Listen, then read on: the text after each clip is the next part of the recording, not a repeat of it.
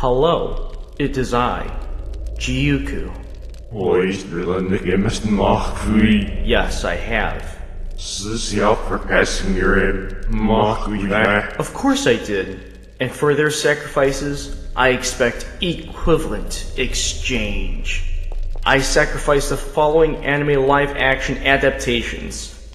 I sacrifice Ghost in the Shell, Attack on Titan, Death Note, Avatar: The Last Airbender, and Dragon Ball Evolution.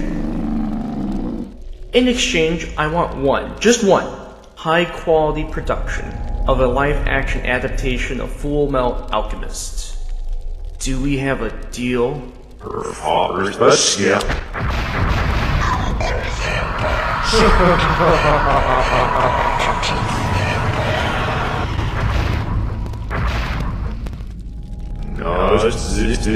Yes, finally, I have a quality action anime. Hey, wait a second, this isn't high quality. This is just above subpar. What the f? We had a deal, Satan. I asked if we had a deal, and I knew it. This is a trick of the devil. My parents told me not to make deals with the devil anymore, and I see why. Now you're nothing but a— Oh, smell.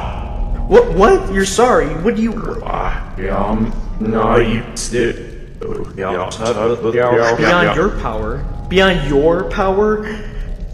Well, I mean, I guess I did ask for a lot in return. That's my fault. I shouldn't have gotten so greedy. Well, I guess I should just see you within the next Blood Moon cycle, followed by another dozen sacrificial animes in the name of live-action cash cows. But thanks. No problem. Okay, anytime. I'll be taking this with me. Bye, Satan. What's up, everyone? Jeiku here, and today I felt like sharing my thoughts about the live-action film of Fullmetal Alchemist. First off, I will explain that this is a spoiler-free review, so if you haven't watched it yet, it's completely safe to stick around, and I'm going to give my thoughts about the film as well as some background information about the movie. Now, I know that most of you are already familiar with Fullmetal Alchemist, and you probably already understand why there are two animes for Fullmetal Alchemist, since other anime YouTubers have just explained it so well. I'm gonna go ahead and let Noble from Lost Pause explain it, since I couldn't have explained it better than myself. Noble, take it away. You know, you guys know the anime Fullmetal Alchemist. In fact, it's an anime that was so good that they decided just to make another one. That's right, they made two Fullmetal freaking Alchemists. That's right, the first one was so freaking good, they're like, yeah, let's do another. That's not how it happened. That's not how it happened at all.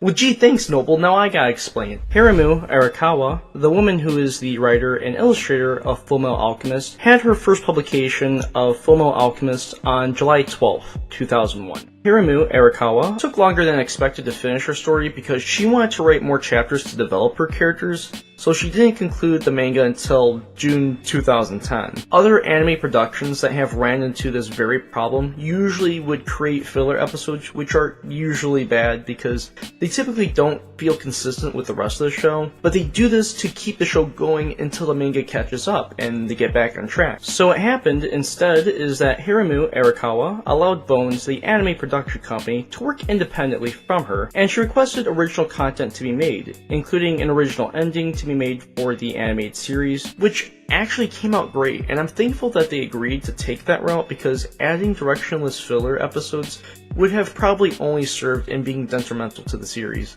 Eventually, the Fullmetal Alchemist series named Brotherhood came out in April 2009, and by that time the manga was finally nearing its end. The Brotherhood series is a lot more faithful to the original content written.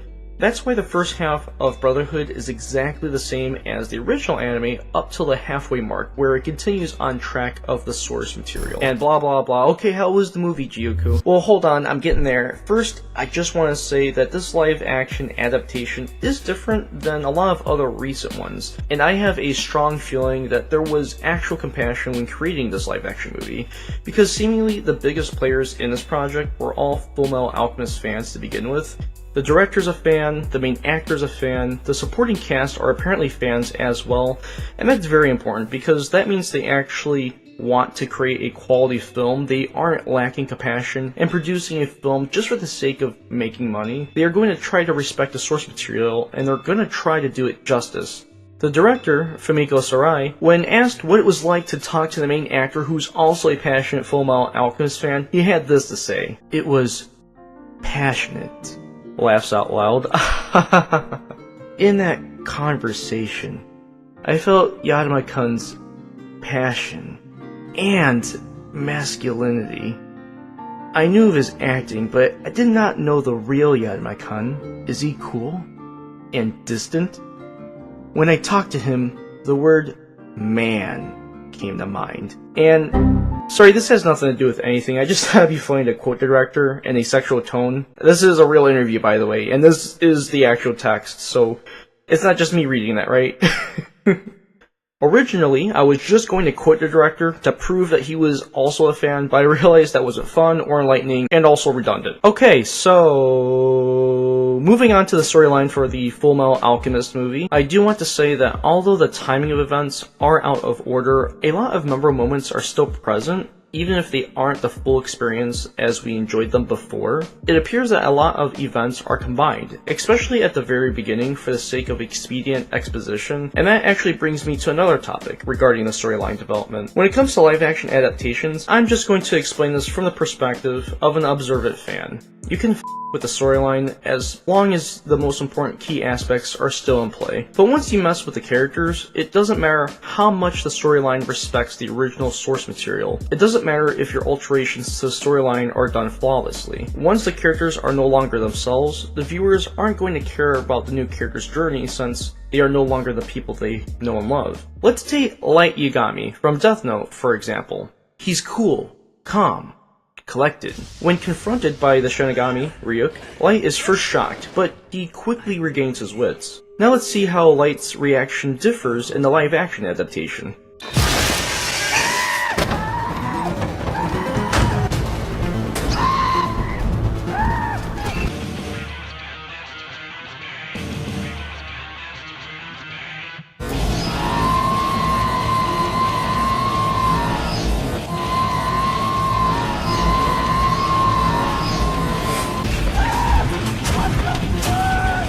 So this brings up the question, how well did the movie portray the characters? I would say that they did a fairly adequate job of doing so. I only have a few minor complaints. Al is still the kind child trapped in the body of armor who deeply cares for his brother. Winry is still the energetic girl who is passionate about her work, and I actually really enjoyed the girl who played her part because I look at her, she's just so happy, she does the role so good. Colonel Mustang is tough on the outside, but soft on the inside when it comes to the people he cares about. The homunculi are just as menacing as their original counterparts, and Shao Tucker is still a complete And as for Mace Hughes, the actor that played his role was completely spot on. There literally couldn't have been a better casting for him. He looks and acts just like the original character does. The only flaw is that he isn't talking about his daughter constantly every opportunity he gets, and the change that was made here is that his daughter isn't even born yet. This is a seemingly unnecessary change, but this also has zero impact on the storyline. He's still that heartwarming, respectful guy that you can just trust. Edward, played by Ryusuke Yamada, did a decent job of portraying Ed's character. He's hard-headed with a one-track mind, with the objective of recovering his brother's body, and his seriousness throughout the film does give you the feeling that his care for his brother is absolutely sincere. However, where he does fall short is that he hardly shifts out of that overtly serious tonality. In the anime and manga, Edward, though intelligent and serious at times, is supposed to be giddy and quick-tempered, especially when it comes to his height. However, there are hardly any scenes where this portion of his persona is portrayed, and I think that would have been impactful if they could have maintained that part of his character, because it's part of what makes Edward Elric himself, and I think it would have allowed for greater tone variance throughout the film. Aside from that, all of the original elements of his personality are still very much present. I can confidently say that one of the reasons why Yamada did a decent job of taking the lead role of Edward is that he himself is a major fan. He explains in an interview that he rewatched and reread the original anime and manga to examine his character.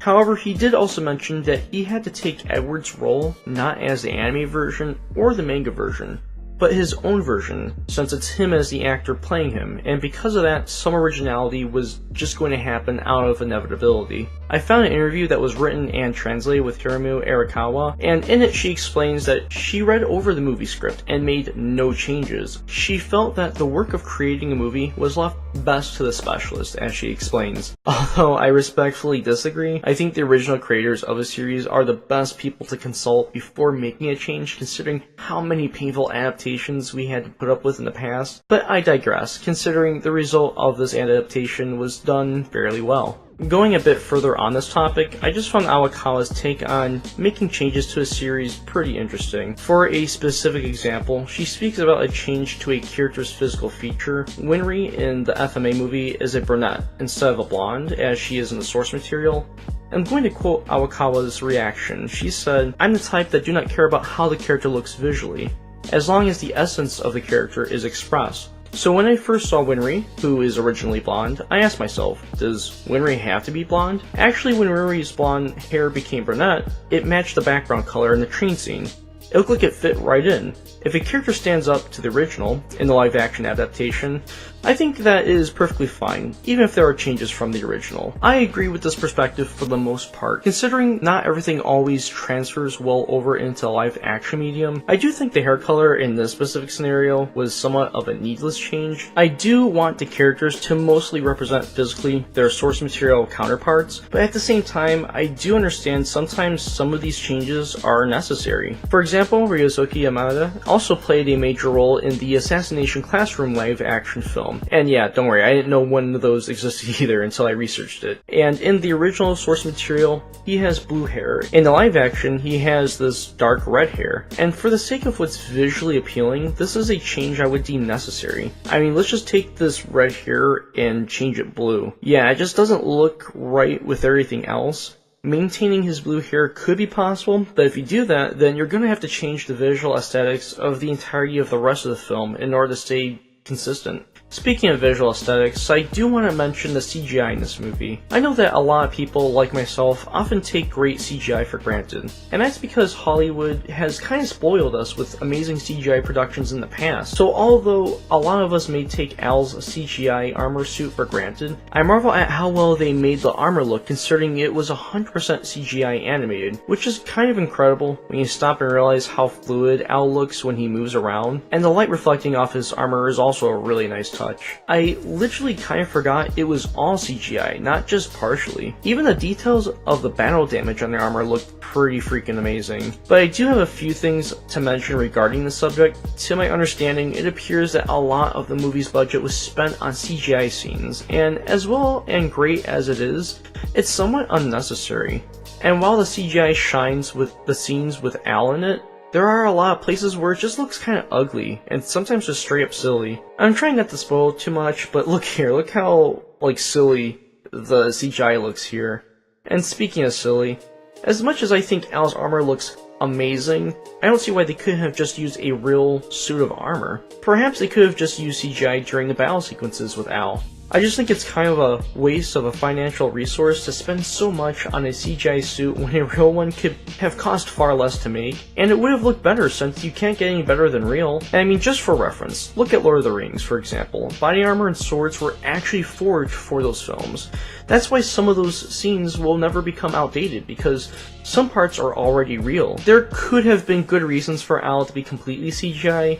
I just think there could have been less of a financial burden without sacrificing a quality production if they used a real body of armor. I mean, I'm looking at the CGI of this armor right now, and all I can say is, damn Al, that CGI must have cost an arm and a leg. Okay, I'm sorry, I'm not making that joke. It's too soon, I know. But in the end, the suit of armor does bring Al's character to life, and I think that's one of the film's strong suits, without a doubt. Well, I'm just gonna go ahead and wrap up this review. I do think if you're a Fullmetal Alchemist fan, then you can find some enjoyment out of this film. It's up on Netflix currently, which is where I watched it, and just remember, even if the movie doesn't live up to your expectations, it can never alter and tarnish the original series that you already know and love. I also just want to state that I'm genuinely excited that anime live-action movies are even being created. That means that the medium is growing, and within the past few years, a plethora of anime films have been adapted. I'm not saying that they're great, but anime works being crossed over at the rate that they are now would have never been possible in the 90s or even early 2000s. And at the end of the day, I just look at the benefits of the inevitable. Inevitably, anime will become more commonplace, and with that there will be more live-action adaptations. The FMA movie, though not amazing, made me optimistic about future works and adaptations. I feel like this was a step in the right direction. So again, if you're a huge FMA fan, then you shouldn't shy away from additional content.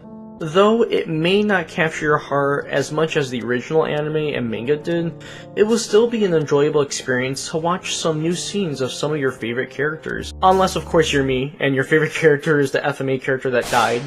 Again. A third time. And I'm not gonna spoil it, but if you watch Fullmetal Alchemist, you probably already know who I'm talking about. I do want to say thank you guys all so much again. Please leave a like. I did work really hard in this video, so I think for the sake of equivalent exchange, you should, I don't know, probably subscribe. I think that's kind of a fair trade. Thank you all again. It's been fun. I've been Jeiku, and, well, I've always been Jeiku. I still don't know how to end these things. Alright, well, thanks for everything. Okay, bye.